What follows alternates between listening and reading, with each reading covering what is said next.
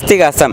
ఏ దేవాలయం దగ్గర ఒక ముస్లిం పండ్లమ్మిన పూలమ్మిన కూరగాయలమ్మిన వాని తరిమడం మా హిందూ ధర్మంలో ఒక ముఖ్య ఘట్టంగా పెట్టుకుంటాం. అంటే ఇక్కడ ప్రభుత్వం కూడా వాళ్ళపైన ఎటువంటి కేసులు చేయకపోవడం, అసలు కనీసం వాళ్ళపైన స్పందించకపోవడం ఎట్లా చూడొచ్చు? అందుకే ప్రభుత్వం ఏ రకమైన చర్యలు తీసుకుంటలేదు కాబట్టి ఇవాళ చట్టాన్ని మేము చేతిలో తీసుకోవాల్సి వస్తుంది. మాకేమి ఇది ఫ్యాషన్ కాదు, కమ్యూనల్ అనే ఒక ఇష్యూని లేపడం మా ఉద్దేశం కాదు, మా మోటో కాదు. అందరూ భారతదేశంలో ఒక ముస్లిం లేని భారతదేశం మేము ఎప్పుడు కోరుకోలే, మా పెద్దవాళ్ళు ఎప్పుడు మాకు చెప్పలే. భారతదేశంలో ఒక క్రిస్టియన్ లేని భారతదేశం మేము ఎప్పుడు కోరుకోలే, మా పెద్దవాళ్ళు అట్లా చెప్పలే. కానీ అందరు సామరస్యంగా ఉండాలి, పరమత సహనం ఉండాలి. నా దేవుని నేను పూజిస్తా, ప్రేమిస్తా, ఇతర దేవుని నేను గౌరవిస్తా. నా ఆలయాన్ని దగ్గర నేను పోతా, నేను పూజలు చేస్తా, వేరే మసీదునే కానీ చర్చినే కానీ నేను గౌరవిస్తా.